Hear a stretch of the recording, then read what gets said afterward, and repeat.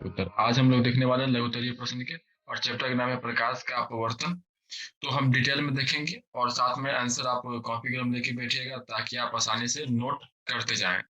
तो फिर से आपको वीडियो देखने की जरूरत ना पड़े। अब आप चाहते हैं कि बार बार वीडियो देखिए, आपको अच्छा लगता है तो देखिए, इसमें मेरी कोई दिक्कत नहीं है और आपकी भी कोई दिक्कत नहीं होगी, आपको रिवाज होगा और आपको जल्दी याद होगा।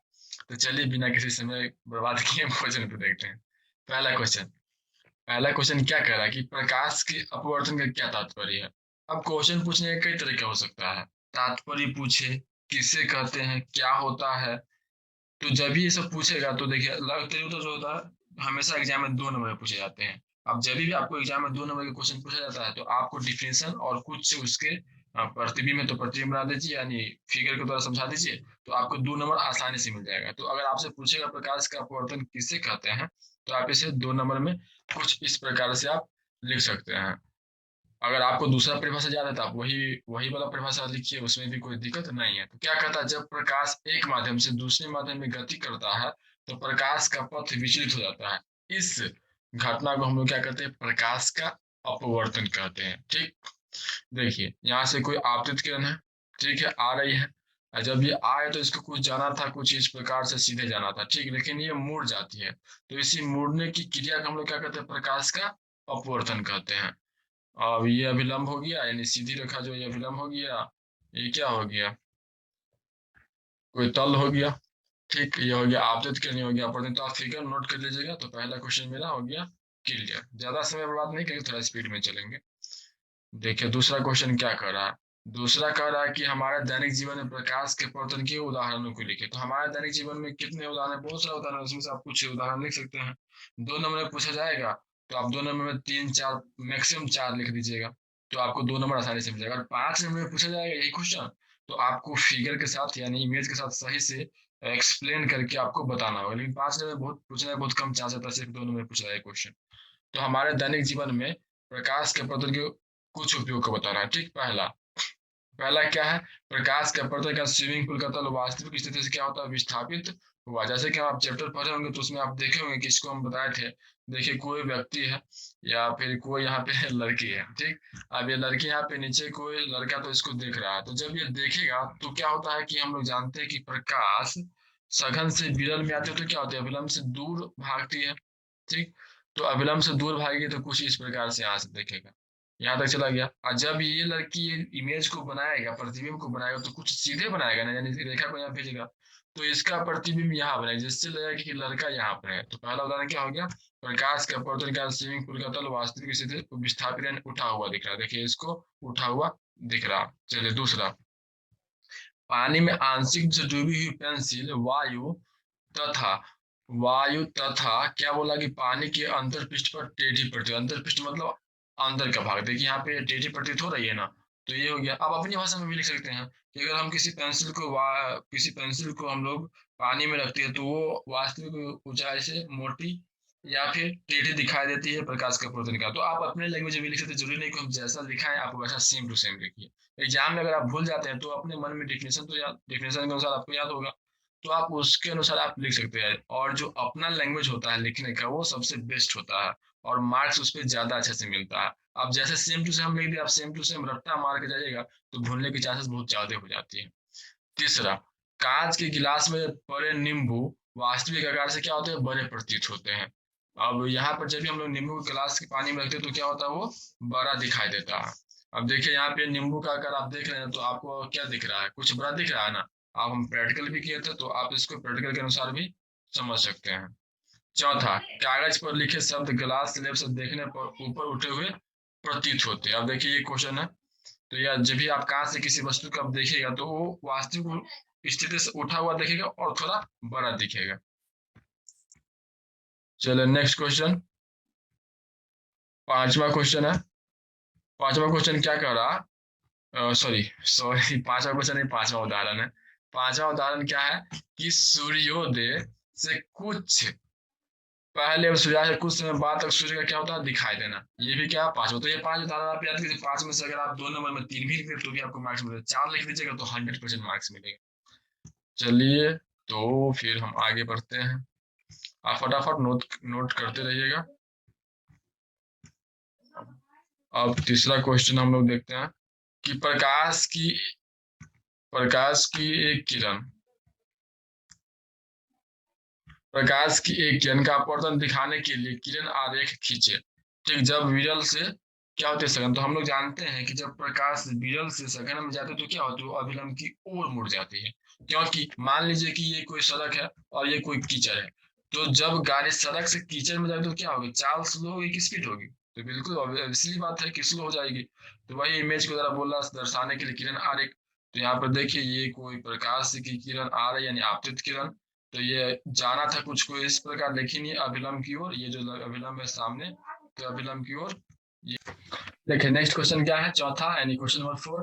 क्या बोला कि हवा से यानी हवा में चलती हुई कोई प्रकाश की किरण जल में तिरछी, यहाँ पर तिरछी होगा, क्या लिखा है, तिरके, कुछ भी पढ़ सकते लेकिन तिरछी तिरछी प्रवेश करती है मतलब क्रॉस प्रवेश करती है, तो क्या प्रकाश की किरण अभिलंब की ओर झुकेगी अथवा अभिलंब से दूर हटेगी। तो क्वेश्चन पहले देखिए आप क्या कर रहा कि हवा से कहाँ जा रहा है, जल में जा रहा, तो हवा क्या होगा, विरल, और जल क्या हो जाएगा, सघन।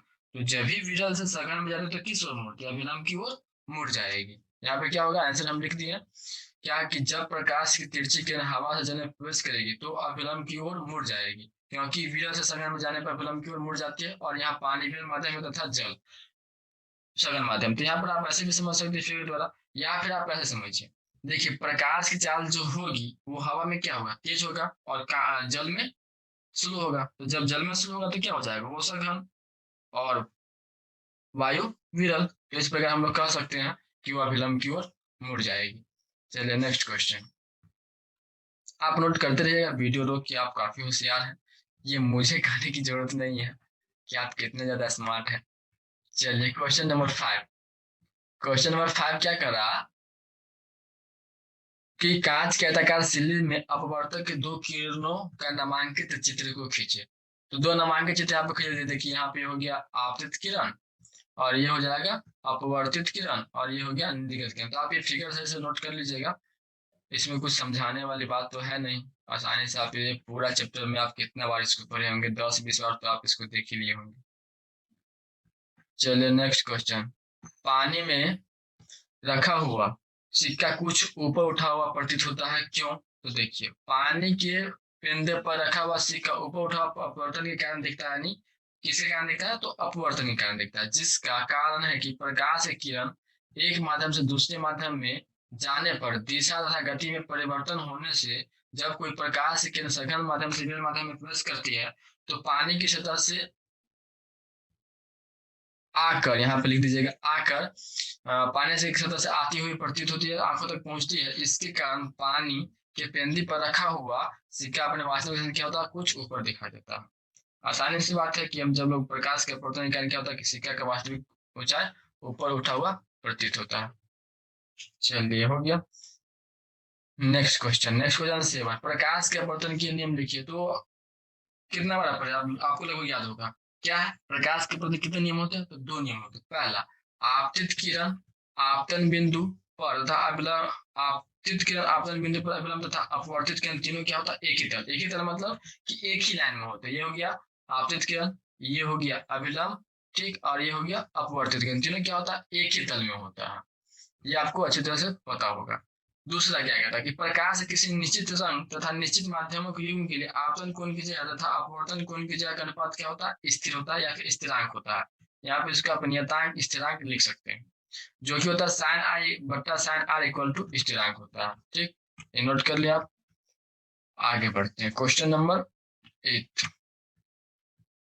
देखिए हम ज्यादा समय इसलिए इसमें नहीं दे रहा है क्योंकि आपको हम अच्छी तरह से समझा चुके हैं। अगर आपको ज्यादा प्रॉब्लम है तो आप मेरे वीडियो क्लास का वीडियो आप देख सकते हैं, अदरवाइज आप पूरा तो नोट हो ही जाएगा आपसे। ये आप नोट कर लीजिए।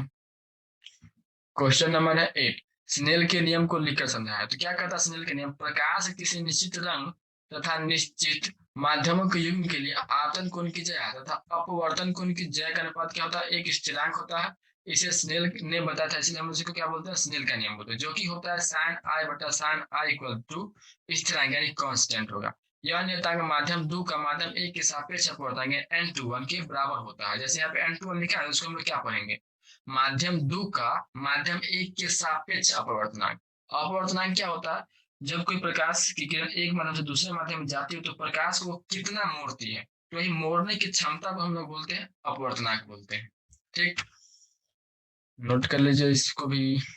सारे तो आपको नोट करना ही है, अगर आप बना लिए हैं खुद से तो फिर आप सिर्फ एक बार चेक कर सकते हैं, रिवाइज कर सकते हैं, नहीं तो फिर जो नहीं बना वो नोट करिए सिर्फ।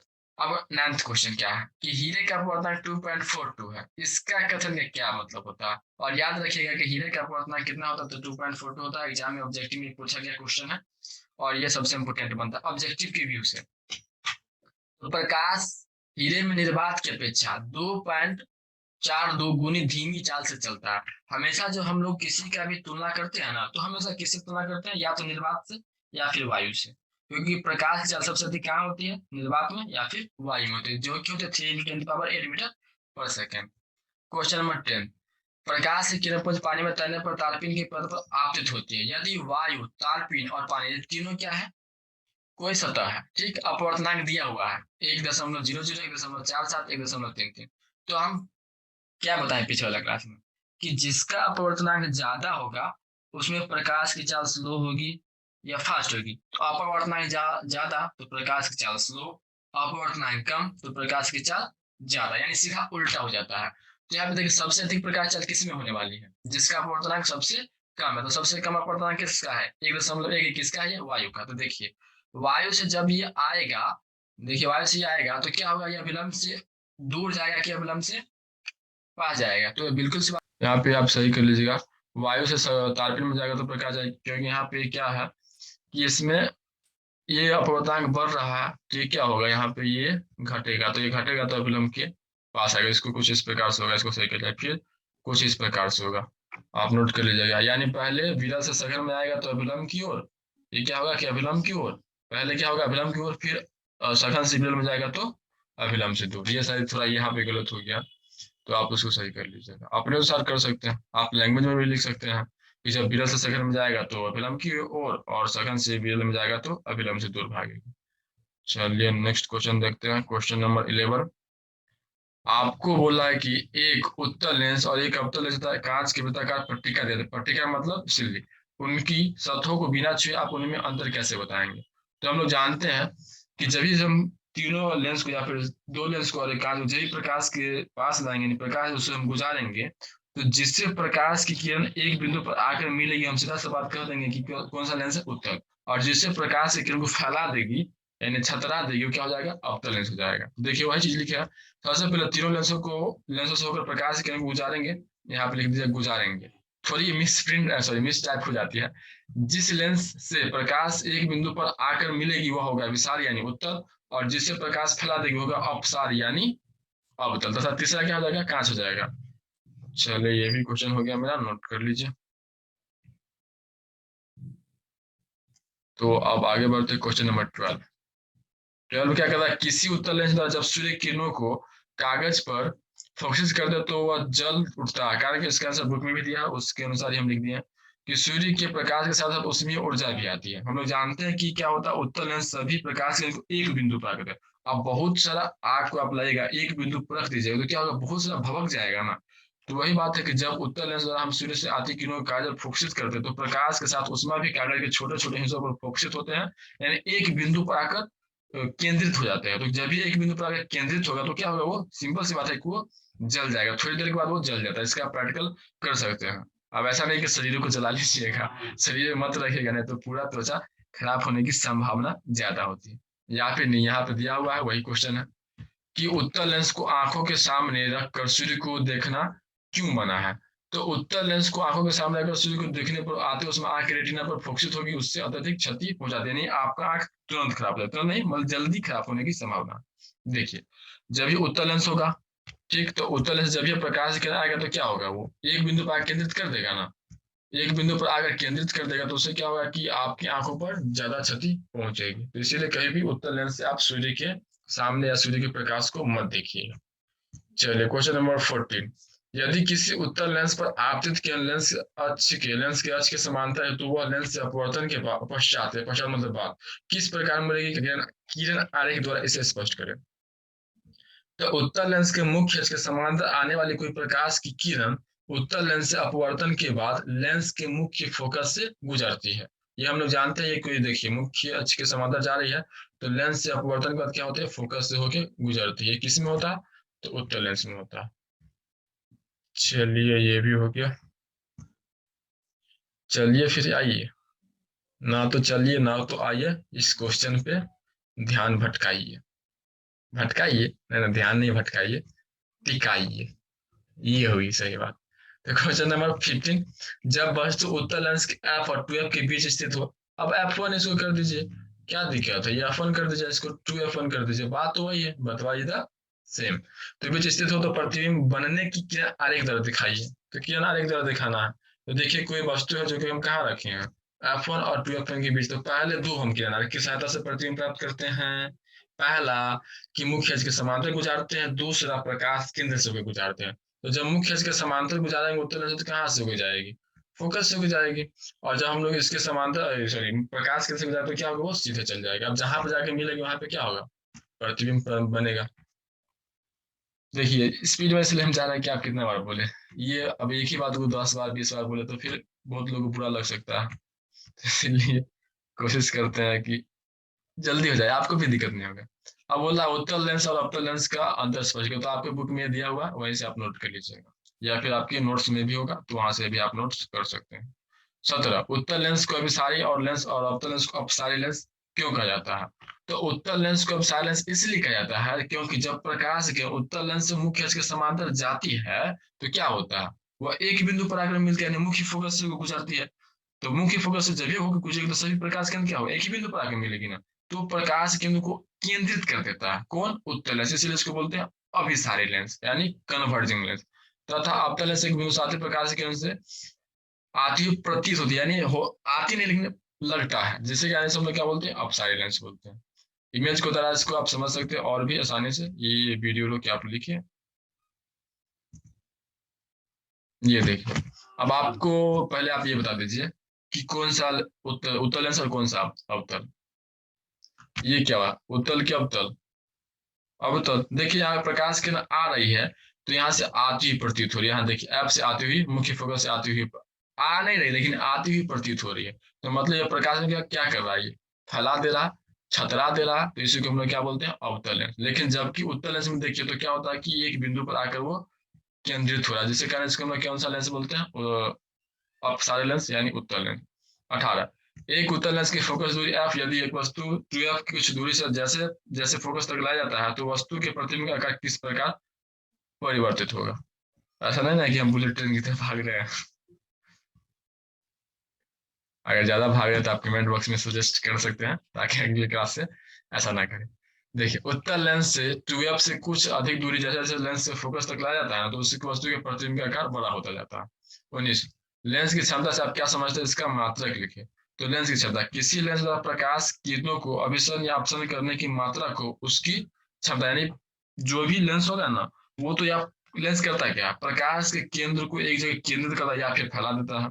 तो वही अपसरण या फिर अभिसरण करने की क्षमता जो होती है उसी को हम लोग बोलते हैं लेंस की क्षमता बोलते हैं। ये जो होती है फोकस दूरी के व्युत्क्रम होती है, अगर फोकस दूरी बढ़ेगा तो क्षमता घटेगा, फोकस दूरी घटेगा तो क्षमता बढ़ेगा। यहाँ से देखिए P बराबर होता है 1/f, अगर F बढ़ेगा तो P घटेगा, अगर ये घटेगा तो ये बढ़ेगा, नहीं इसका व्युत्क्रम उल्टा होता है, एक बढ़ेगा तो दूसरा घटेगा। इसकी क्षमता जो होती है मात्रक होता है डायप्टर होता है। 2 नंबर के लिए काफी है, इससे ज्यादा 2 नंबर के लिए लिखेगा तो फिर आपका समय का बर्बादी है, क्योंकि 2 नंबर से ज्यादा आपको तो मिलेगा नहीं। क्वेश्चन नंबर 20, 20 इस बार का तो आईपीएल भी गया। मुख्य एक्स अक्ष के प्रकाश केंद्र का मूल बिंदु मानकर आप यूवी एफ चिन्ह कैसे निर्धारित करें, तो आप इसको लैंग्वेज में लिख सकते हैं या फिर फिगर के द्वारा भी दर्शा सकते हैं। तो देखिए हम लोग जानते हैं कि प्रकाश, हम लोग सभी दूरियां कहाँ से मापते हैं, लेंस के प्रकाश केंद्र से। तो बाईं ओर जो दूरी होती है क्या होती है, ऋणात्मक होती है, और दाईं ओर जो दूरी होती है वो धनात्मक। तो मान लीजिए कोई वस्तु है यहाँ पर, कोई वस्तु है ये, तो वस्तु का दूरी जो होने वाली क्या होने वाली है, ऋणात्मक, जिसे हम लोग यू से इंडिकेट करते हैं। और प्रतिबिंब बड़ा इसको हम लोग कैसे डिनोट करते हैं, भी से, तो ये क्या होने वाली है, धनात्मक।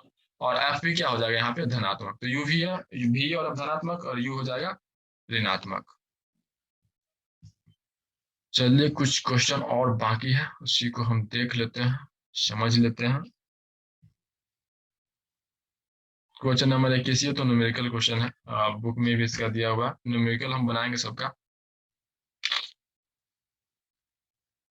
क्या है कि चूंकि चूंकि क्या, एक उत्तल लेंस वस्तु की वास्तविक और उल्टा प्रतिबिंब से 40 सेंटीमीटर बनाता है। प्रतिबिंब का आकार आकार के बराबर हो तो वस्तु कितनी दूर, देखिए क्या, चूंकि वस्तु और प्रतिबिंब का आकार क्या है, बराबर है, इसीलिए वस्तु की लेंस की दुगुनी फोकस दूरी होती है, रखा है, यानी यू बराबर क्या हो जाएगा 2f। तो यू बराबर 40 सेंटीमीटर, यहाँ पे दिया हुआ है देखिए 40 सेंटीमीटर, इसीलिए एफ बराबर क्या आ जाएगा 40/2, यानी एफ बराबर 20 सेंटीमीटर। इसीलिए क्षमता बराबर क्या होता है P/F होता है। तो 100 से ये सेंटीमीटर में दिया है, मीटर में बदलने के लिए किससे भाग करना होगा 100 से, और 100 से भाग करेगा तो क्या होगा ऊपर चल जाएगा, यहाँ पर देखिए 1 बाई क्या होता है एफ होता है ना, तो ये हो जाएगा 1/20। और जब इसको मीटर को आप सेंटीमीटर को जब मीटर में बदलना है तो किससे भाग करिएगा 100 से भाग करिएगा ना। तो जब 100 से भाग करिएगा तो ये 100 पलट के कहाँ चल जाएगा ऊपर चल जाएगा। तो यहीं पे लिख दिया 100/20, यानी 20×5 100, तो कितना आंसर हो जाएगा 5 डायोप्टर हो जाएगा। चलिए this is the last question of our video, so let's see the question number 22। क्या करा है, कई लेंसों को एक दूसरे के संपर्क में रखकर बनाए गए लेंस निकायों का उपयोग सामान्यतः कहाँ किया जाता है। ओहो कितना सिंपल। ऐसे लेंस निकायों का उपयोग सामान्यतः कैमरे के लेंस, आपके मोबाइल में भी होता है, मेरे चश्मे में भी होता है, सूक्ष्मदर्शी यानी माइक्रोस्कोप, दूरदर्शक मतलब टेलीविजन के अभिदृश्य को मतलब देखने के लिए डिजाइन में किया जाता है। तो ये रहा मेरा आज का लघुत्तरीय प्रश्न का उत्तर। आपको उम्मीद करते हैं कि अच्छा लगा, जो क्वेश्चन आपको जरूरी हो बना लिए हैं तो ठीक है, नहीं बनाया है तो आप नोट कर लीजिएगा। जो क्वेश्चन आपको सही लगा हो, सब क्वेश्चन सही लगा होगा, कोई क्वेश्चन क्या अगर कोई क्वेश्चन में डाउट हो तो आप सजेस्ट कर सकते हैं कि हाँ सर ये गलत क्वेश्चन बताएं आप, तो उसे हम सही कर सकते हैं। ठीक है, वीडियो देखने के लिए धन्यवाद, मिलते हैं अगले क्लास में, तब तक जय हिंद।